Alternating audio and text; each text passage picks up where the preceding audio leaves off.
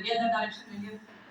आपने अगर आईआईटी की तैयारी करी होगी तो आप स्टार्ट जानते होंगे इस दिशा में जाना है, हल्का सा भी एक मोमेंट पे भी आपने हल्का सा क्या किया, गलत रास्ते पे चले, गलत डायरेक्शन में, धीमे चलो यार, इस रास्ते पे चलो लेकिन धीमे चलो। अगर आपने हल्का सा भी ऐसा रास्ता लिया ना तो ये गैप बहुत बड़ा होता जाता है। जब आप आ जाते हैं एंगल आपने बड़ा छोटा सा 2 डिग्री पर डिफ्लेक्ट किए थे ना, वो 2 डिग्री बाद में जब आप आगे जाते हैं ना जीवन में 2 डिग्री भी रह जाता है, बहुत बड़ा एंगल हो जाता है और वो हमें मिस नहीं करना है।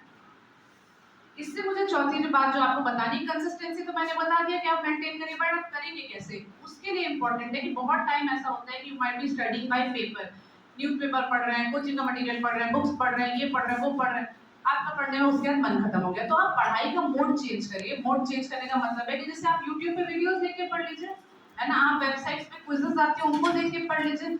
पढ़ाई में मन नहीं लग रहा है उसका ये मतलब नहीं है पढ़ाई बंद करना, उसका ये मतलब है कि अदर मोड से आप ट्राई करें।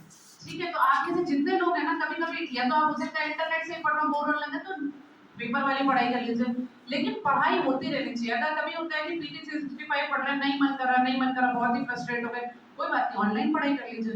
दुनिया बहुत ज्यादा है, कंटेंट बहुत ज्यादा है और आपको कंटेंट आना चाहिए, एलिमिनेट करने के लिए भी, लिखने के लिए भी और बोलने के लिए भी।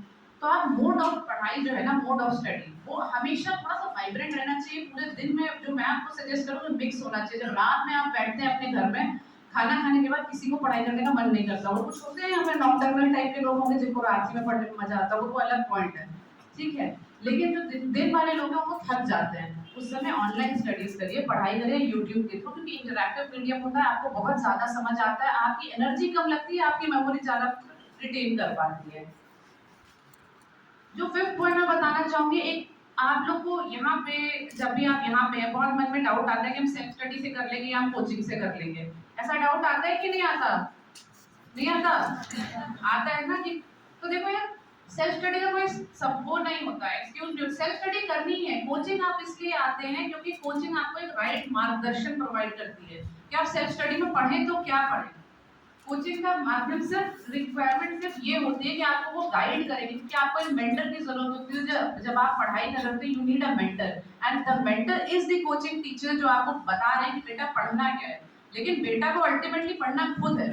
तो ये मत सोच के देखिए ना कि हम 2 घंटे क्लास करके चले गए, उसके बाद यहाँ पे डीपीपी छोड़ी, यहाँ शीट छोड़ी, बाजीराम रखी अंदर, बाजीराम बोल रहे हैं, लक्ष्मीकांत रखी अंदर, और ये किताबें हटा दी, स्पेक्ट्रम हटा दी, बस पढ़ा दिया बोर्ड पे, वही है, ऐसा कुछ नहीं है। उन्होंने बताया कि ये डायरेक्शन में पढ़ना है, पढ़ना आपको है, ठीक है। तो अगर 10% आपकी प्रिपरेशन में 10% ऐसा